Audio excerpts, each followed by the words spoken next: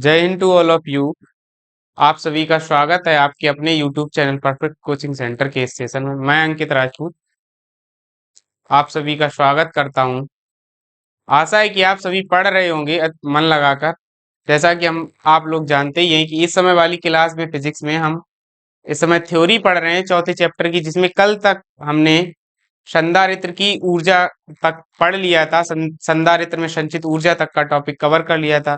तो आज की क्लास में हम अपना बचा हुआ सिलेबस पूरा करने की कोशिश करेंगे और आज की क्लास में इस चैप्टर को फिनिश करने की कोशिश करेंगे और कल से हम इसी चैप्टर के न्यूमेरिकल्स भी लगाएंगे। तो आशा है आप लोगों को समझ में आ रहा होगा और आप लोग पढ़ भी रहे होंगे मन लगाकर और साथ ही साथ नोट्स भी बना रहे होंगे। तो आइए देर ना करते हुए चलते हैं आज की अपनी क्लास की ओर। आज की क्लास का हमारा पहला टॉपिक है,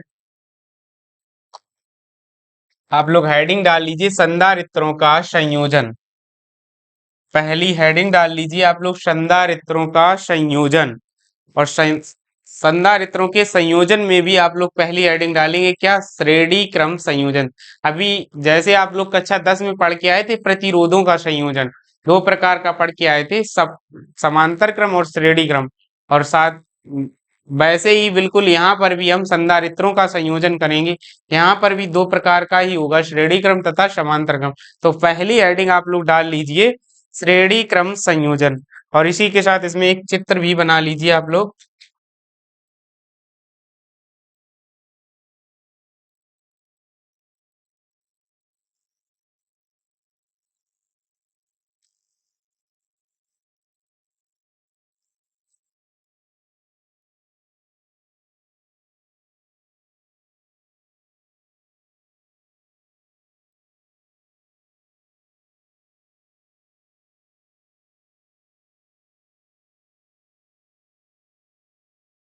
इस पॉइंट को ए डाल दीजिए, इधर डाल दीजिए आप लोग वी पॉइंट।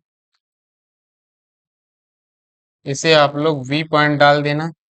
इस वाले संधारित्र को आप लोग प्लस क्यू आवेश दे देना, प्लस क्यू। तो प्रेरण के कारण इसकी माइनस क्यू इस प्लेट पर, इस पर प्लस क्यू, इसकी भीतरी सतह पर माइनस क्यू, इस पर प्लस क्यू, इसकी भीतरी सतह पर माइनस क्यू। अब चूंकि ये कैसे हैं, श्रेणी क्रम में लगे हुए हैं तो इन पर आवेश तो समान होगा श्रेणी क्रम में लगे होने के कारण, क्योंकि एक ही प्रकार की धारा, लेकिन इनकी धारिताएं C1 इसकी, इसकी C2, इसकी मान लेते हैं C3। तो इसके ऊपर विभव क्या होगा V1, इसके ऊपर विभव होगा V2 और इसके ऊपर क्या होगा विभव V3 होगा। तो आप लोग ये चित्र बना लीजिए और इस सिरे को क्या करें, पृथ्वी से संयोजित कर देना। आप लोग इस वाले सिरे को पृथ्वी से संयोजित कर देना, यहाँ लिख देना पृथ्वी, इस वाली प्लेट का अंतिम सिरा। और इन बस ये चित्र आप लोग बना लीजिए।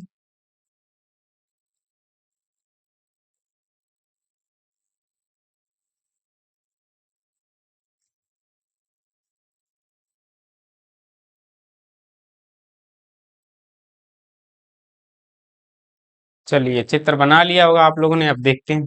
तो देखिए, माना तीन संधारित्र जिनकी धारिताएं क्रमशः, माना कोई तीन संधारित्र हैं जिन्हें हमने श्रेणी क्रम में जोड़ रखा है, जिनकी धारिताएं क्रमशः C1 C2 व C3 हैं, चित्रानुसार जोड़े गए हैं। जैसा चित्र में हमने आपको दिखाया गया ऐसे ही कैसे जोड़े, श्रेणी क्रम संयोजन में जोड़े गए हैं। माना वैद्युत स्रोत के बिंदु A से प्लस क्यू आवेश देने पर संधारित्र C1 की पहली प्लेट पर धनावेश तथा प्रेरण के कारण दूसरी प्लेट के भीतरी सतह पर, जैसे ही हमने संधारित्र की प्लेट P1 को प्लस क्यू आवेश दिया तो वैसे ही उसकी दूसरी प्लेट पर प्रेरण के कारण भीतरी सतह पर माइनस क्यू आवेश प्रेरित हो जाता है तथा बाहरी सतह पर प्लस क्यू आवेश प्रेरित तो होता है, लेकिन बाहरी सतह से जो प्लस क्यू आवेश निकलेगा वो अगले संधारित्र यानी C2 की पहली प्लेट पर पहुंच जाता है और C2 की पहली प्लेट धनात्मक हो जाती है। इसी प्रकार C3 की पहली प्लेट पर आवेश पहुंचेगा और C3 की पहली प्लेट भी धनात्मक हो जाएगी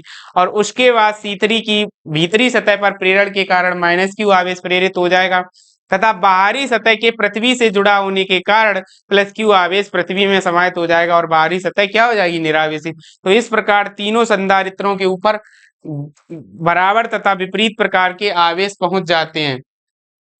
तब अब आप लोग इसकी लैंग्वेज लिख लीजिए, क्या लिखेंगे, सबसे पहले माना तीन संधारित्र, जिनकी धारिताएं क्रमशः C1 C2 व C3 है।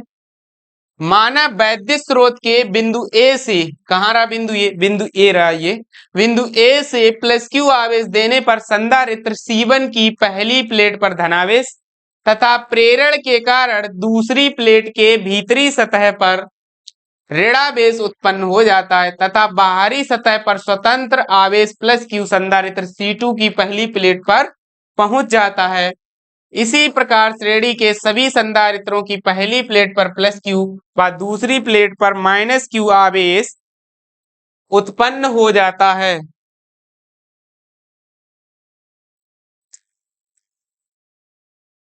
माना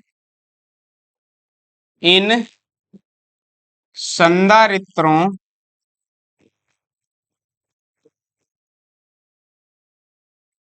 की प्लेटों के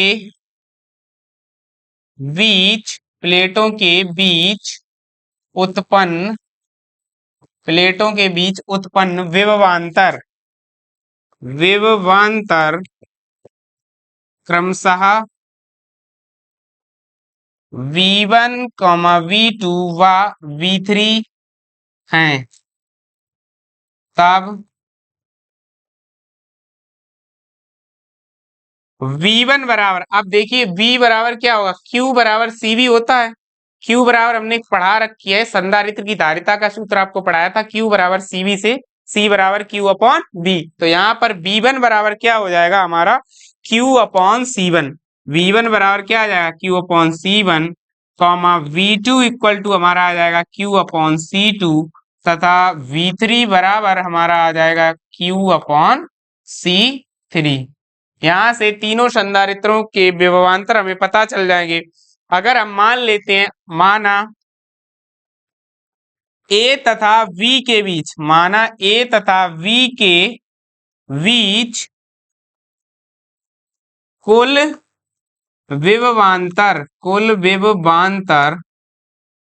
कैपिटल V हो, तब V बराबर क्या हो जाएगा हमारा, V1 plus V2 plus V3। Implied यहाँ से V बराबर क्या हो जाएगा, V1 की जगह Q upon C1 plus Q upon C2 और प्लस यहाँ से क्या आ जाएगा, Q अपॉन C3। अब हमें तीनों जगह से क्या लेंगे, Q को कॉमन मिल रहा है तो उसे कॉमन ले लेंगे। तो V बराबर हमारा क्या आ जाएगा, Q कॉमन ले लिया तो 1 upon C1 plus 1 upon C2 और प्लस 1 अपॉन क्या आ जाएगा, C3 आ जाएगा। जब यहां से हम इस Q को क्या करेंगे, भाग लगा देंगे तो V अपॉन Q बराबर क्या आ जाएगा, V अपॉन Q बराबर आ जाएगा हमारा 1 upon C1 plus 1 upon C2 और प्लस 1 अपॉन C3। यहां से हमें इतना प्राप्त हो जाएगा।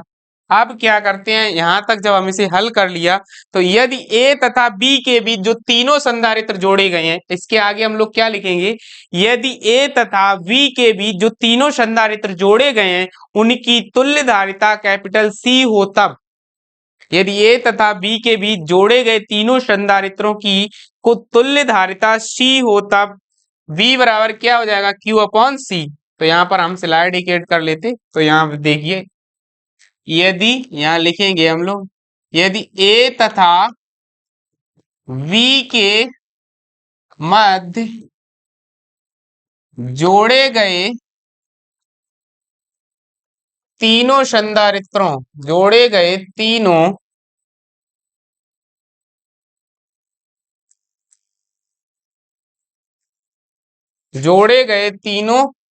संधारित्रों की तुल्य धारिता कैपिटल C हो तथा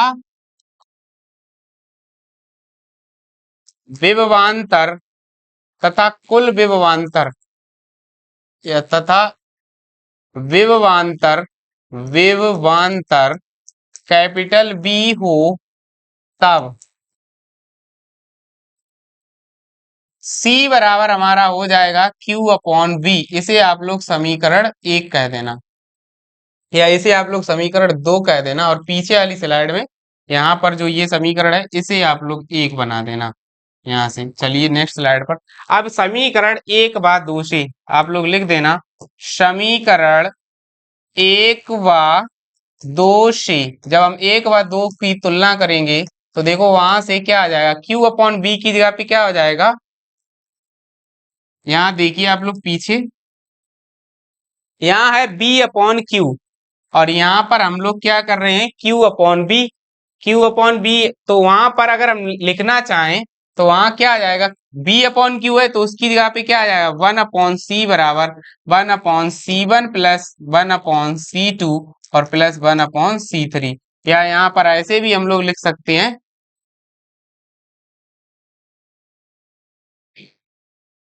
वन अपॉन सी, इसको ऐसे ही लिखिए आप लोग तभी सही रहेगा। तो वन अपॉन सी बराबर one upon C one plus one upon C two plus one upon C three. तो जब हम श्रेणी क्रम में संधारित्रों की तुल्य धारिता निकालते हैं या श्रेणी क्रम संयोजन में संधारित्रों की तुल्य धारिता निकालने के लिए हमें क्या करना होगा, उन संधारित्रों की धारिताओं के व्युत्क्रमों को जोड़ना होगा। श्रेणी क्रम में संधारित्रों की तुल्य धारिताओं को क्या निकालने के लिए, तुल्य धारिता निकालने के लिए अलग अलग संधारित्रों की धारिताओं के व्युत्क्रमों के का अलग अलग योगफल ज्ञात करना होगा। तो यहाँ से अगर ऐसे ही अन्य संधारित्र जुड़े हुए हैं तो उन्हें भी ऐसे ही जोड़ लेंगे और यहाँ से तुल्य धारिता हमें प्राप्त हो जाएगी। अतः श्रेणी क्रम नीचे लिखेंगे आप लोग, अतः श्रेणी क्रम संयोजन में, अतः श्रेणी क्रम संयोजन, अतः श्रेणी क्रम संयोजन में तुल्य संधारित्र की धारिता में, तुल्य संधारित्र की धारिता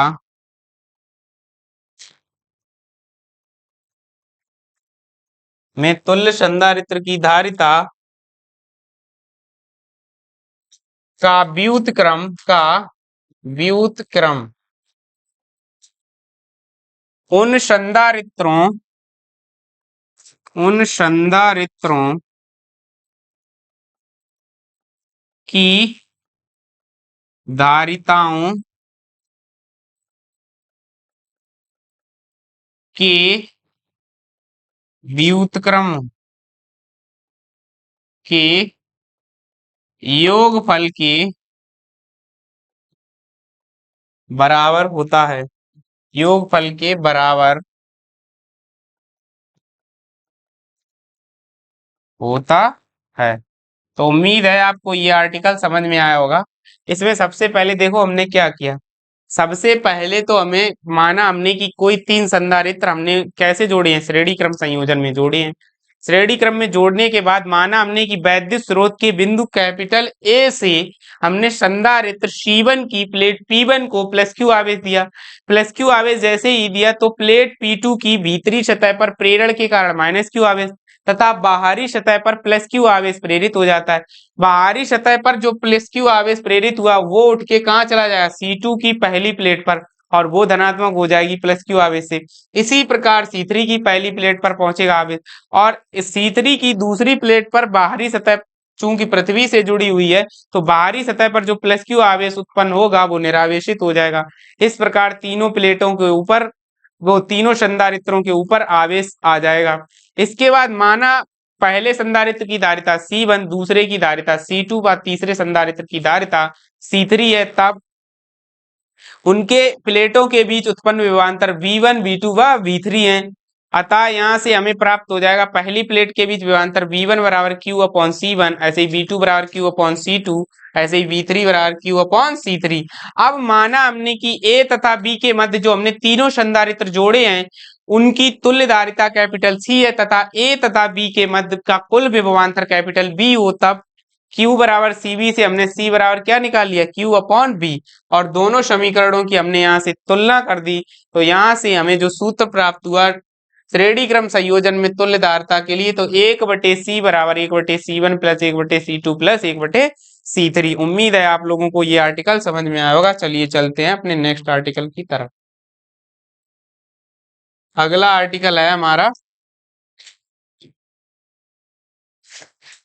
आप लोग हेडिंग डाल लीजिए समांतर क्रम संयोजन। समांतर क्रम संयोजन, हेडिंग डाल लीजिए आप लोग, समांतर क्रम संयोजन। इसमें भी आप लोग एक छोटा सा चित्र बनाएंगे, चित्र बना देते हैं हम यहाँ पर, सॉरी,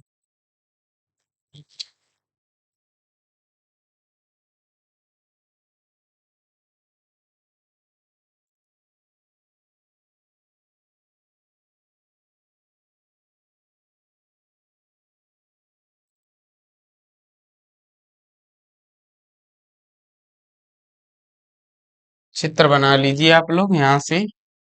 तो ये रहा कोई चित्र।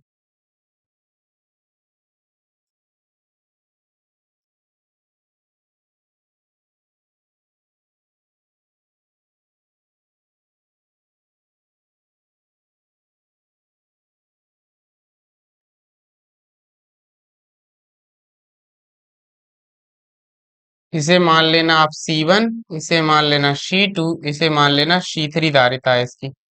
यहाँ पर मान लेना हमारा कोई बिंदु कैपिटल A है और यहाँ पर मान लेना हमारा कोई बिंदु कैपिटल V है। इसी प्रकार तो जब हम इसे आवेश, इस वाले को हम देंगे प्लस Q1 आवेश, तो इसकी भीतरी सतह पर माइनस Q1, इस पर देंगे प्लस Q2, तो इसकी भीतरी सतह पर माइनस Q2, और इसको देंगे प्लस Q3, तो इसकी भीतरी सतह पर माइनस का Q3 आ जाएगा आवेश। इसके ऊपर इस प्रकार से धाराएं बहेंगी। यहाँ से इस वाले सिरे को हम जोड़ देंगे पृथ्वी से, इस वाले सिरे को आप लोग पृथ्वी से जोड़ देना, पृथ्वी।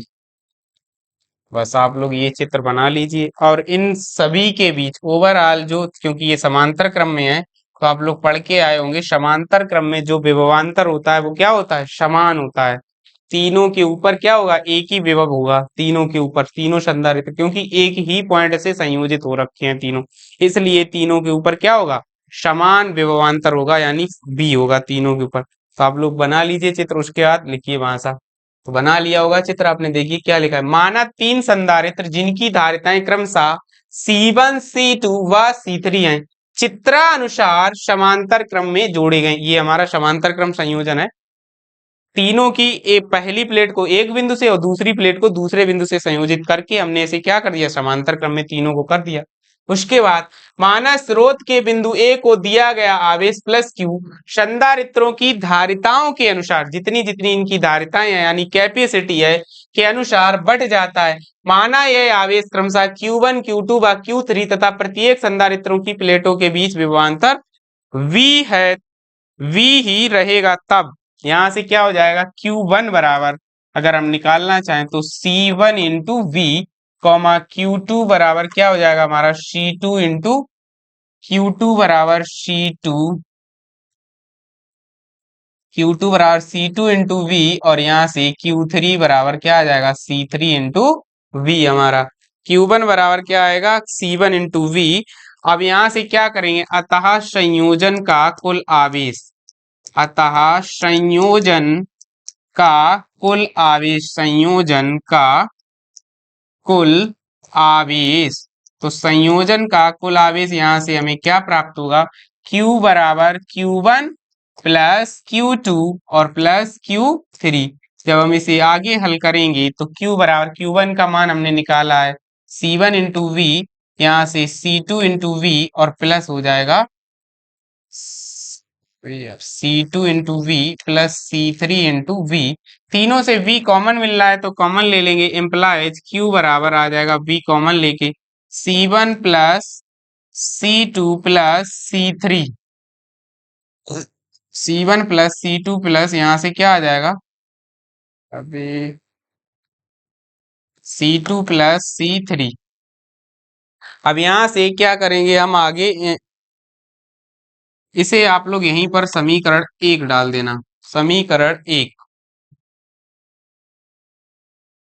तो यहां से देखिए अब क्या लिखेंगे, यदि तीनों संधारित्रों की तुल्य धारिता कैपिटल सी हो, यदि तीनों संधारित्रों की तुल्य धारिता कैपिटल सी हो तथा दिया गया आवेश प्लस Q हो, तब यदि तीनों संधारित्रों की धारिता कैपिटल सी हो, यहां पर लिख देना आप लोग, यदि तीनों संधारित्रों की तुल्य धारिता, यदि तीनों संधारित्रों की तुल्य धारिता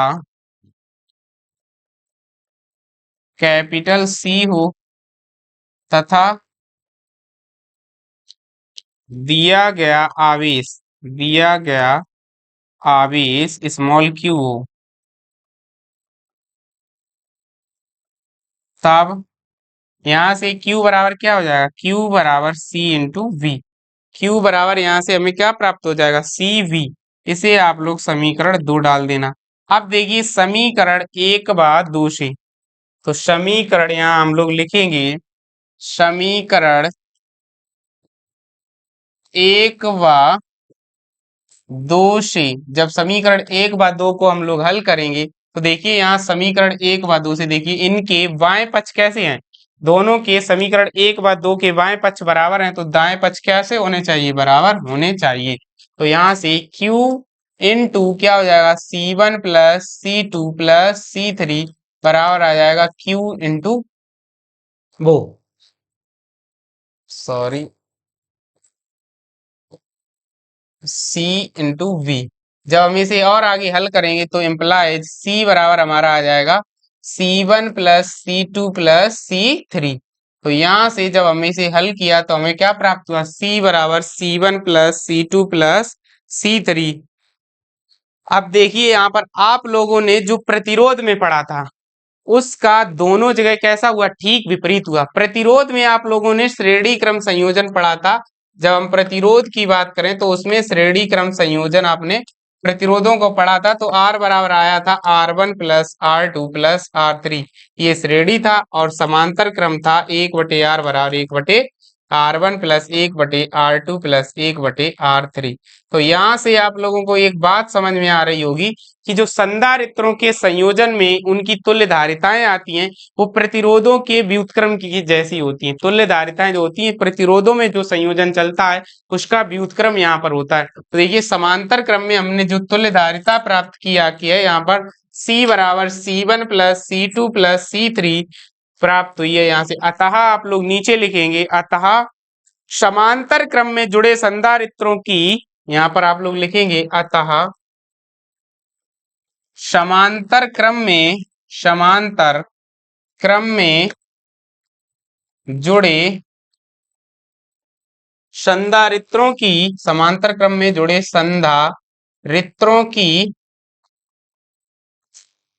समांतर क्रम में जुड़े संधारित्रों की तुल्य धारिता, तुल्य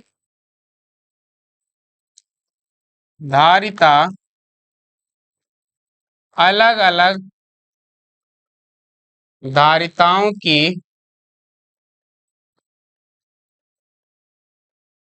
बीजगणितीय योगफल, बीजगणितीय योगफल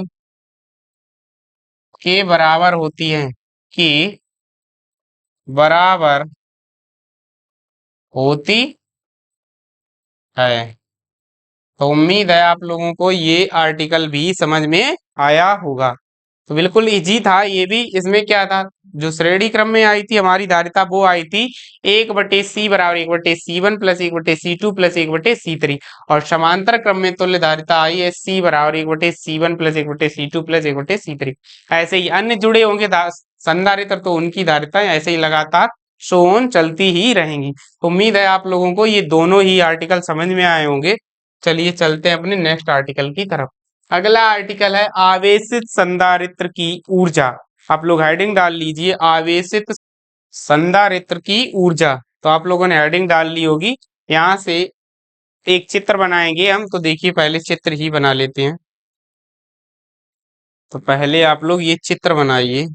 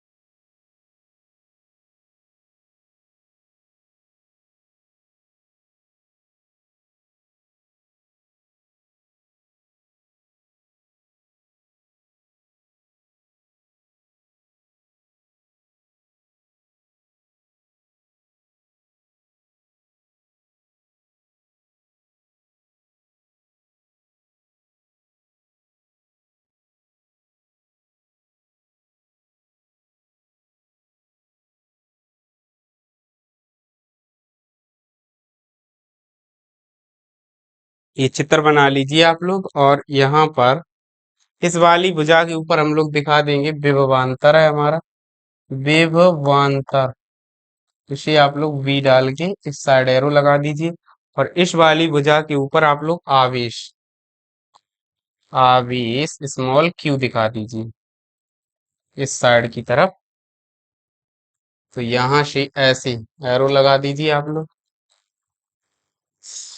तो जब ये Q और ये V, तो ये होगा Q अपॉन V। ये वाली जो भुजा आएगी हमारी सामने वाली क्या आ जाएगी, सॉरी, ये आएगी Q अपॉन C। ये वाली भुजा हमारी क्या आ जाएगी, Q अपॉन C। इसे यहाँ से ऐसे दिखा देना आप लोग, और यहाँ पॉइंट डाल देना आप लोग। इसे A डाल दें, इसे B, और इसे O। इसे आप लोग O डाल देना, इसे A, और इसे B डाल देना। उम्मीद है आप लोगों ने ये डाल दिए होंगे, इसे स्मॉल क्यू डाल दीजिए आप लोग।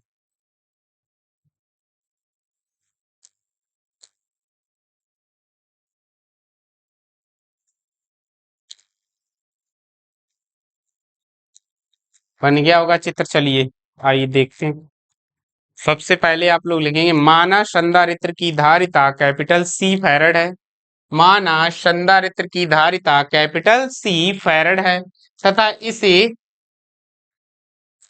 क्यू कूलाम, यहाँ पर स्मॉल क्यू कूलाम आवेश देने पर उसकी प्लेटों के बीच B वोल्ट का विभवांतर उत्पन्न हो जाता है। तब यहां से हमें V बराबर क्या प्राप्त होगा, V बराबर Q अपॉन C। तब V बराबर Q upon C।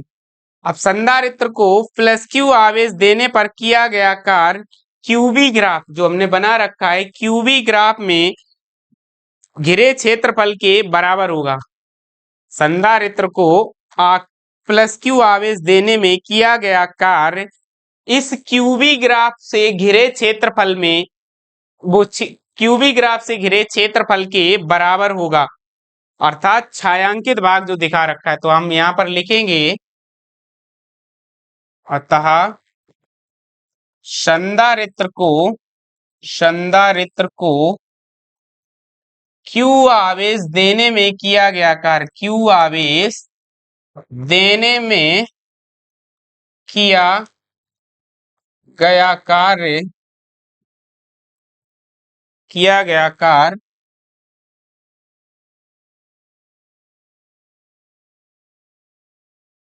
QB graph में, क्यूबी ग्राफ के क्षेत्रफल, किया गया कार्य क्यूबी ग्राफ के क्षेत्रफल के बराबर होगा, अर्थात छायांकित भाग, अर्थात छायांकित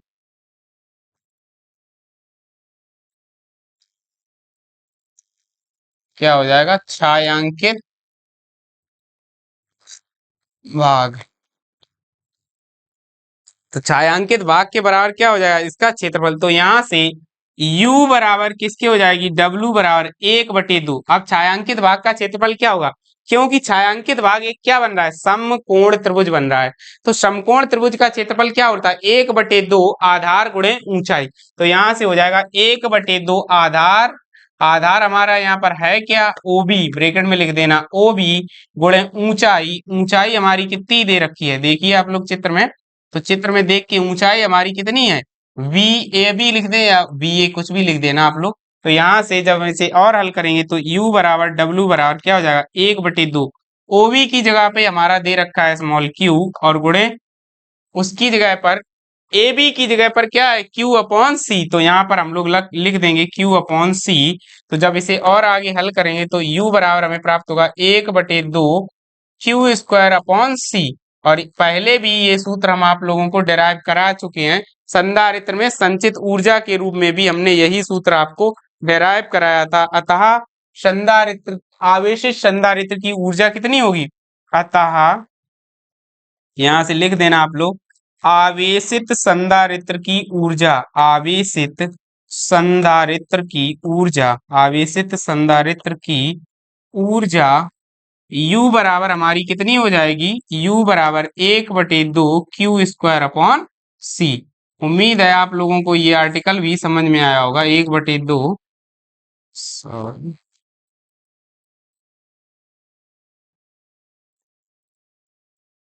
1/2 क्यू स्क्वायर अपॉन सी। यहां से होगा क्यू,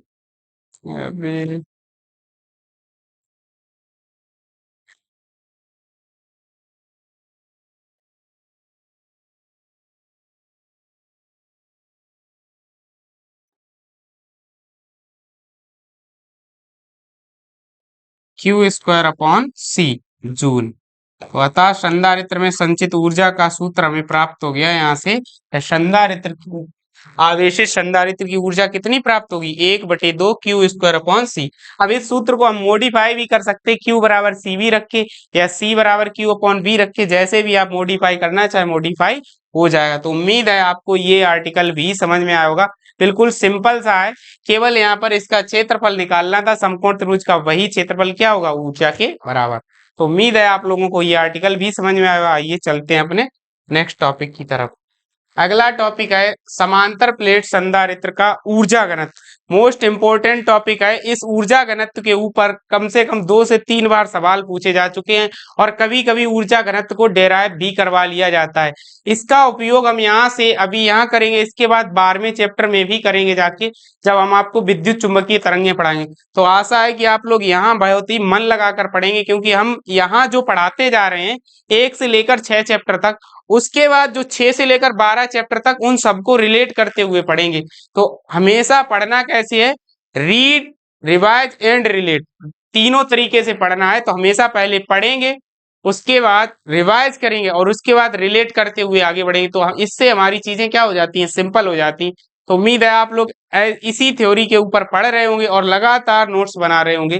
तो आइए अपने आर्टिकल की तरफ हेडिंग डाल लीजिए, समांतर प्लेट संधारित्र का ऊर्जा घनत्व। हेडिंग डाल लीजिए आप लोग, समांतर प्लेट संधारित्र का ऊर्जा घनत्व। तो यहां से देखिए क्या है, किसी संधारित्र की ऊर्जा घनत्व की पहले आप परिभाषा देख लीजिए क्या होता है किसी संधारित्र का ऊर्जा घनत्व।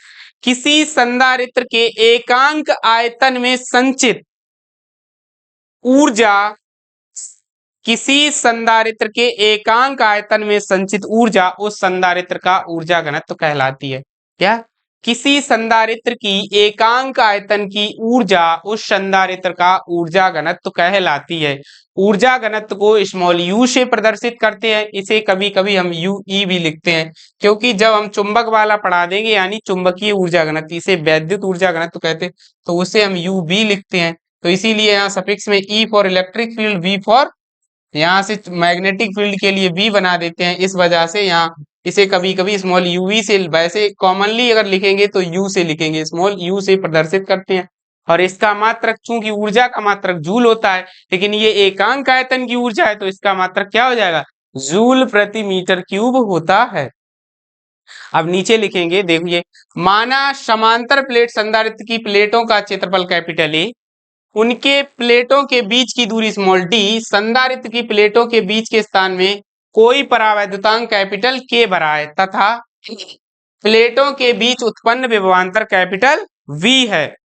तब यहां से क्या हो जाएगा? संधारित्र की, या ऐसे लिखेंगे समांतर प्लेट संधारित्र की धारिता। तब समांतर प्लेट संधारित्र की धारिता, हम लोग पढ़ चुके हैं समांतर प्लेट संधारित्र की, समांतर प्लेट संधारित्र की धारिता, यहां से हमारा क्या हो जाएगा? C बराबर के A epsilon not upon small D. हमने आप लोगों को पढ़ाई थी जब अभी सूत्र डेराइव कराया था, तो समांतर प्लेट संधारित्र की धारिता C बराबर क्या हो जाएगा? के A epsilon not upon small D. अतः संधारित्र की ऊर्जा, अतः संधारित्र की ऊर्जा, संधारित्र की ऊर्जा अभी हमने आपको डेराइव कराया है आर्टिकल संधारित्र की ऊर्जा वाला। तो यहाँ से U बराबर क्या हो जाएगा? 1/2 CV स्क्वायर। यहाँ से अब हमने क्या कहा है, संधारित्र की एकांक आयतन में संचित या एकांक आयतन की ऊर्जा को ही हम क्या कहते हैं, ऊर्जा घनत्व। तो यहाँ पर पहले तो हम धारिता का मान रख लेंगे।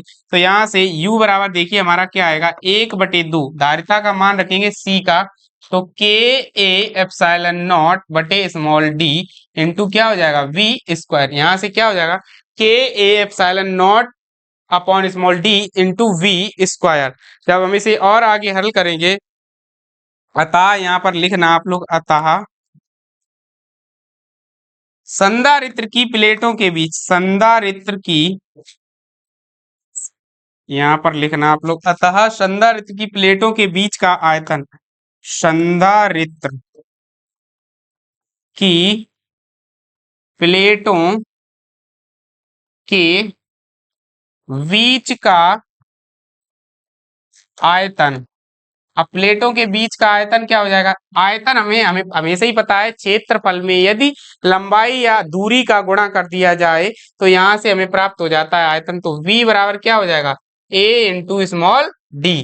क्षेत्रफल में उस दूरी का गुणा कर देंगे तो वहां से हमें क्या प्राप्त हो जाएगा, यहाँ से हमें आयतन प्राप्त हो जाएगा। अब यहाँ से क्या लिखेंगे, अतः संधारित्र का ऊर्जा घनत्व।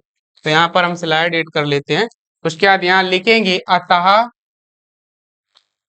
संधारित्र का, अतः संधारित्र का ऊर्जा घनत्व, ऊर्जा घनत्व U बराबर, स्मॉल u बराबर लिखना आप लोग, स्मॉल u बराबर क्या होगा, कैपिटल U अपॉन V।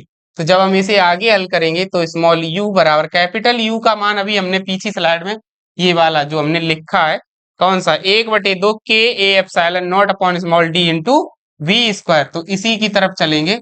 तो यहां से देखिए रख देंगे हम, यहाँ पर क्या आएगा, 1/2 KA/0 स्मॉल d गुणे V², और पूरे के बटे क्या आ जाएगा, A इंटू डी। आयतन अभी हमने कितना निकाला, A इंटू डी। तो यहां से जब हम इसे हल करेंगे तो यहां से इसे काट देंगे, यहां से क्या आ जाएगा, D से D जो हमारी होगी वो कैंसिल हो जाएगी। यहाँ से D से D हमारी क्या हो जाएगी, कैंसिल हो जाएगी। और यहाँ से सॉरी नहीं, सॉरी यहाँ पर मिस्टेक हो गई। देखिए यहाँ होगा 1/2 KA/0 upon small d into V², और पूरे के बटे होगा A इंटू स्मॉल d। अभी हम इसको हल कर रहे हैं आगे।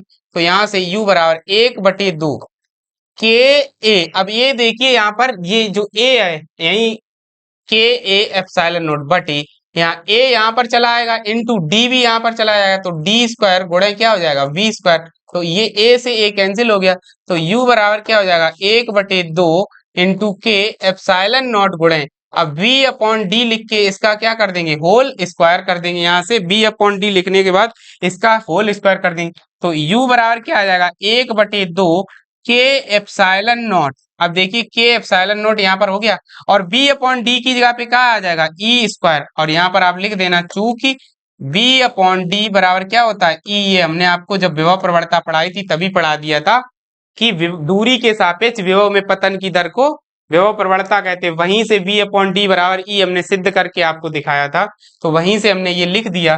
तो यहाँ से देखिए ऊर्जा घनत्व, अतः संधारित्र का ऊर्जा घनत्व, अतः संधारित्र का, संधारित्र का, संधारित्र का ऊर्जा घनत्व, ऊर्जा घनत्व स्मॉल u बराबर आ जाएगा 1/2 K/0 E²। और इसका मात्रक आप लोगों को हमने बताया जूल प्रति मीटर क्यूब। क्या होगा इसका मात्रक, जूल प्रति मीटर क्यूब। परंतु यदि ये संधारित्र हमारा किस में रखा, वायु या निर्वात में, तो वायु या निर्वात के लिए क्या हो जाएगा, वायु या, वायु या निर्वात के लिए, वायु या निर्वात के लिए, वायु या निर्वात के लिए कैपिटल K इक्वल टू हमारा 1 हो जाएगा। तो U बराबर आ जाएगा 1/2 ε0 E², और मात्रक हो जाएगा जूल प्रति मीटर क्यूब। तो किसी संधारित्र की एकांक आयतन की ऊर्जा को ही उस संधारित्र का ऊर्जा घनत्व कहते हैं। इसे स्मॉल यू से प्रदर्शित करते हैं। इसका मात्रक जूल प्रति मीटर क्यूब होता है। और यहाँ से हम क्या लिखेंगे, सबसे पहले समांतर प्लेट संधारित्र की धारिता लिखेंगे, उसके बाद संधारित्र की ऊर्जा को लिखेंगे, ऊर्जा में धारिता का मान रख देंगे, उसके बाद हम उसकी प्लेटों के बीच का क्या निकालेंगे, आयतन निकालेंगे, यानी संधारित्र की प्लेटों के बीच का आयतन। तो आयतन हमें पता होता है, क्षेत्रफल में दूरी का गुणा करके हम आयतन निकाल लेंगे। तो V बराबर A इंटू डी हो जाएगा। अब यहाँ पर हम क्या करेंगे, ऊर्जा घनत्व U बराबर ऊर्जा बटे एक आयतन, तो ऊर्जा बटे आयतन रखेंगे, वहां से हमें ऊर्जा घनत्व का सूत्र क्या प्राप्त हो जाएगा, U बराबर 1/2 एप्सिलॉन नॉट E स्क्वायर, और इसका मात्रक क्या हो जाएगा, जूल प्रति मीटर क्यूब। तो उम्मीद है आप लोगों को ये आर्टिकल भी समझ में आया होगा, नोट कर लीजिए। आइए चलते हैं अपने नेक्स्ट आर्टिकल की ओर, और ये हमारे चैप्टर का अंतिम आर्टिकल होगा, जिस आर्टिकल पर अब हम चल रहे हैं। बहुत ही सिंपल आर्टिकल है, केवल थ्योरी बेस्ड है, तो आप लोगों को हम ऐसे ही समझाए दे रहे हैं। वन डे ग्राफ जनरेटर, ये आप लोगों के लिए प्रायोगिक रूप से भी बहुत इंपॉर्टेंट है। प्रैक्टिकल एग्जाम में अगर आप लोग इसका चित्र बनाकर ले जाते हैं तो ये आपको बहुत ही ज्यादा फायदा दिला सकता है, क्योंकि ये पढ़ने में भी सिंपल है और बनाने में भी सिंपल है, और इसके ऊपर क्वेश्चन भी सिंपल ही बनते हैं। तो ज्यादातर बच्चे, हम तो यही सजेस्ट करते हैं, या तो हम उधर पढ़ाएंगे अभी ट्रांसफार्मर और चोक कोयल, और या यहाँ से बांडे ग्राफ जनरेटर, ये तीन टॉपिक बहुत ही अच्छे होते हैं और सभी बच्चों को याद करने भी चाहिए। ये तीनों के तीनों एग्जाम में भी आते हैं और प्रैक्टिकल में भी वेटेज दिला के जाते हैं, तो हम दोनों के लिए इन्हें इम्पोर्टेंट मानते हैं। इसीलिए आपसे कहेंगे इसे आप लोग इम्पोर्टेंट डाल लीजिएगा और इसे आप लोग पढ़ जरूर लीजिएगा, बहुत जरूरी है पढ़ना। तो देखिए क्या कहा, वांडे ग्राफ ने एक जनरेटर बनाया, तो उसमें क्या कहा, वांडे ग्राफ जनित्र नाम दिया उसे। तो उस वांडे ग्राफ ने सन 1931 में एक ऐसे स्थिर वैद्युत जनित्र की रचना की जिसकी सहायता से अति उच्च विभव 10⁶ वोल्ट, कितना ऊंचा, लगभग 1 लाख वोल्ट की कोटि का उत्पन्न, लगभग 10 लाख, सॉरी 1 लाख नहीं, 10 लाख वोल्ट की कोटि का विभव उत्पन्न किया जा सकता है। इस अति उच्च विभव का प्रयोग, इस अति उच्च विभव का प्रयोग, यहां पर प्रयोग लिखा हुआ है, इस अति उच्च विभव का प्रयोग विशाल वैद्युत क्षेत्र का उपयोग आवेशित कणों,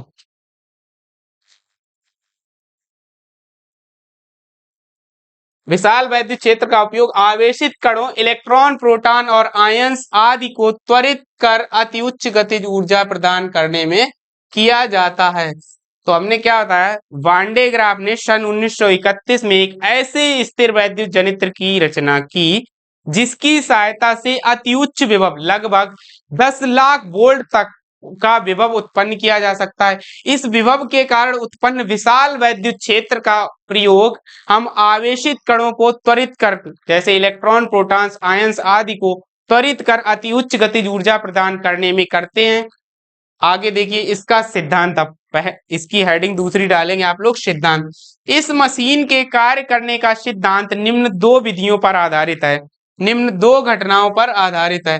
तो नंबर 1 है आवेशित चालकों द्वारा वायु में वैद्युत विसर्जन, आवेशित चालकों द्वारा वायु में वैद्युत विसर्जन उसके तीक्ष्ण सिरों से प्राथमिकता से होता है। अब इस बात का क्या मतलब है, हमने क्या कहा, आवेशित चालकों द्वारा वायु में वैद्युत विसर्जन उसके तीक्ष्ण सिरों से प्राथमिकता से होता है। इसका मतलब है कि जितनी जो धातु जितनी ही नुकीली होगी या जो भी चालक जितना ही शार्प होगा उससे आवेश उतना ही ज्यादा प्रवाहित होगा, यानी उसके उसी सिरे से आवेश उतनी ही तेज प्रवाहित होगा। तो आवेशित चालकों से वैद्युत विसर्जन,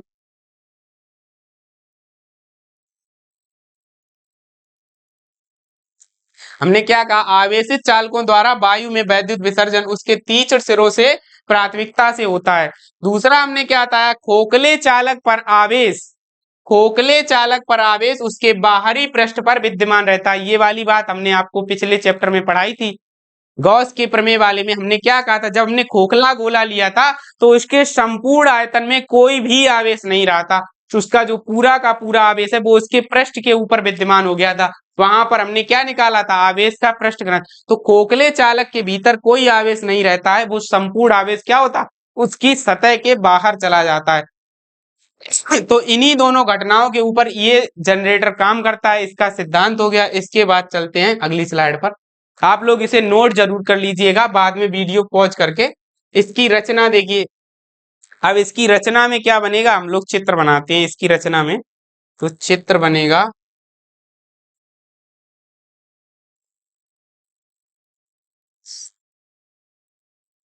देखिए चित्र कैसे बना है, रुकिए हम अगली स्लाइड पर बना देते हैं। तो रचना में इसकी चित्र बनेगा जाके ऐसा कुछ। हम्म इसको ले लेते हैं यहाँ से। हम्म,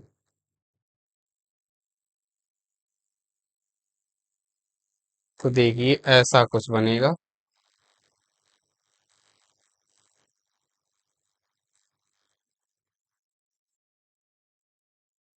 सर्च छोड़ें थोड़ी सी।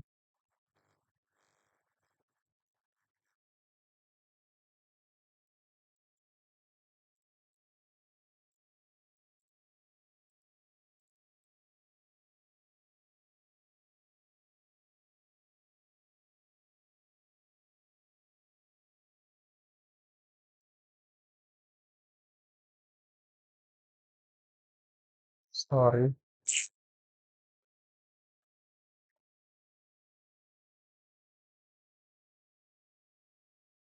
कुछ इस तरीके से आप लोग बना लीजिएगा। और ये बहुत ही विशाल होता है, यहाँ पर इतना बड़ा बन भी नहीं पा रहा है, बहुत ही ज्यादा विशाल होता है।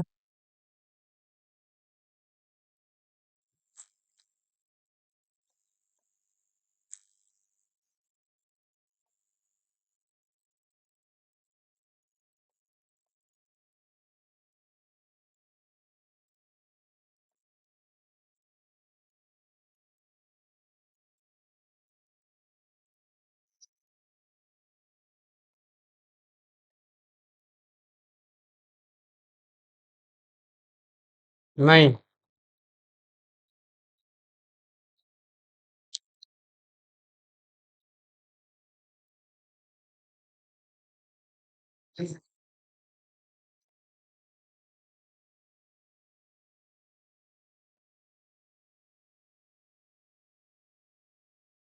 इसको आप लोग डार्क कर लीजिएगा पूरा ही,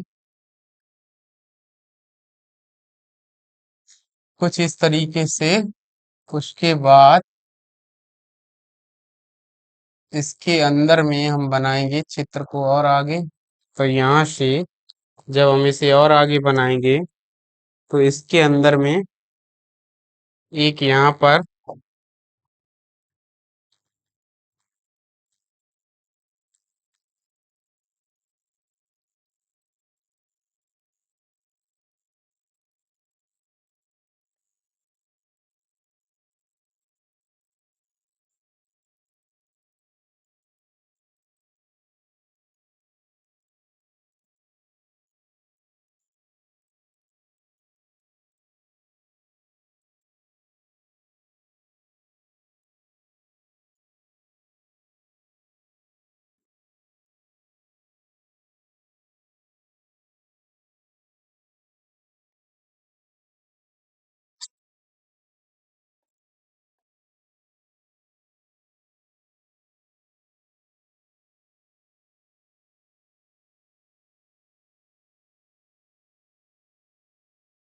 इस तरीके से आप लोग इसको बना लीजिए। और यहाँ से बस अब थोड़ा सा रह गया, और इसको क्या करेंगे, यहाँ से इसको पृथ्वी से कनेक्ट कर देना आप लोग। यहाँ लिख देना आप लोग, सॉरी, पृथ्वी। जब इसे हम और आगे बढ़ाएंगे, तो यहाँ पर इसे हम डीसी स्रोत की सहायता से, डीसी लिख देना आप लोग, डीसी स्रोत देंगे। और डीसी की सहायता से इसे इस तरीके से यहाँ पर, और ये ऐसा करके बुरुश बना देंगे ऐसे, जो इस बेल्ट को क्या करता रहे, कंगा C1 इस बेल्ट को ठीक स्पर्श करता रहे। इसी प्रकार एक यहाँ पर दूसरा कंगा लगा देंगे ऐसा ही सिमिलर सा, और उसको भी ऐसे ही, जो ठीक इस बेल्ट को स्पर्श करता हुआ प्रतीत हो। इसे P1 कह देना, इसे कह देना P2, और ये इसके रोटेशन जो होंगे वो इस तरह से होंगे, कुछ बेल्ट ऐसी रोटेट हो रही होगी यहाँ से, बस। और इस वाली सतह को यस कह देना, इसके ऊपर जो प्लस क्यू आवेश होगा वो विद्यमान हो जाएगा, क्योंकि ये कैसा है, खोखला है बिल्कुल पूरा का पूरा ही। और यहाँ से इस साइड एक मोर मोटर लग रखी होगी, तो उसका स्टैंड भी हम बनाए दे रहे हैं, कुछ इस तरीके से होगा,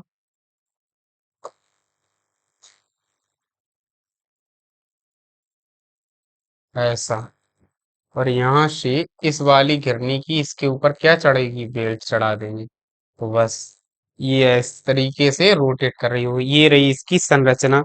इसमें ये होता है हमारा वैद्युत रोधी स्टैंड, इसकी नामकरण कर देंगे वैद्युत रोधी स्टैंड।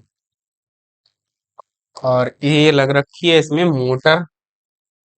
ये दोनों हमारी घिरनियां हैं, इसे क्या कहते हैं, घिरनी हैं। और ये यहाँ से पृथ्वी, बस यही इतना ही है इसके। चलिए अपने पीछे टॉपिक की तरफ ही आते हैं। तो देखिए रचना इसमें क्या होता है, इसमें धातु की एक गोलाकार, इसमें धातु की एक गोलाकार पृष्ठ दो विद्युत रोधी स्टैंडों पर सदा है। इसमें रबर अथवा सिल्क की सिरेहीन बेल्ट दो घिरनियों पर व विद्युत मोटर द्वारा घुमाई जाती है।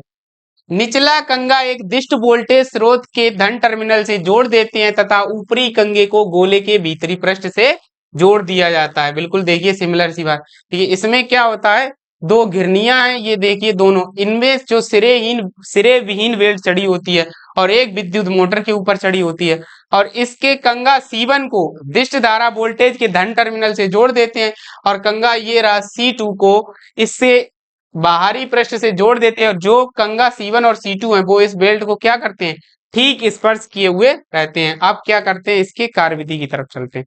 तो देखिए कार्यविधि क्या है, जब कंगा को उच्च विभव दिया जाता है तो उसके तीक्ष्ण बिंदुओं की क्रिया के फलस्वरूप, ये आयन उत्पन्न करते हैं।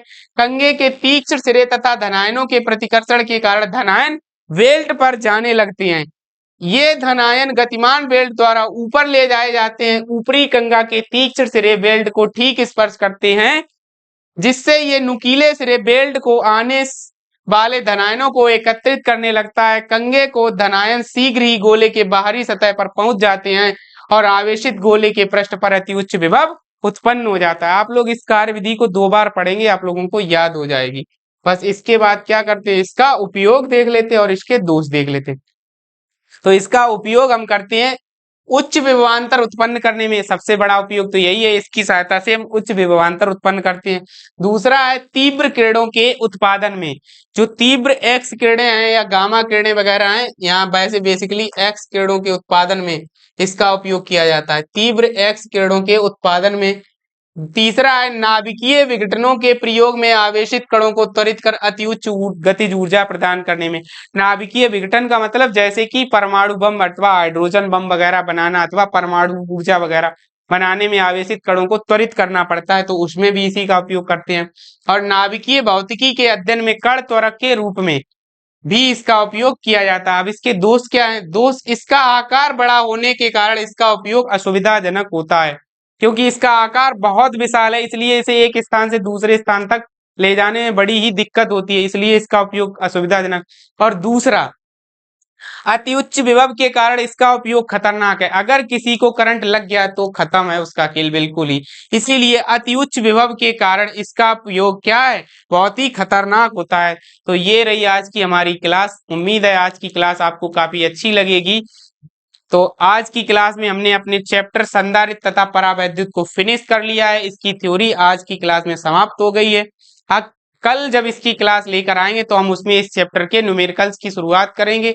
तो उम्मीद है आप लोगों को ये सेशन अच्छे लग रहे होंगे। अगर अच्छे लग रहे हो तो वीडियो को लाइक कीजिए और शेयर कीजिए। अगर आप हमारे चैनल पर नए हैं तो हमारे चैनल को सब्सक्राइब कीजिए और अपने दोस्तों के साथ ज्यादा से ज्यादा इसे शेयर कीजिए। और अगर आप लोगों को हमसे किसी प्रकार के डाउट्स हैं, क्वेरी हैं, तो कमेंट बॉक्स में हमें पूछ सकते हैं, अथवा हमारे व्हाट्सएप नंबर जो हमने दे रखा है 7007711953 पर हमें अपनी समस्या को व्हाट्सएप कर सकते हैं, जिसके माध्यम से हम आपकी समस्या का सॉल्यूशन कर सकते हैं।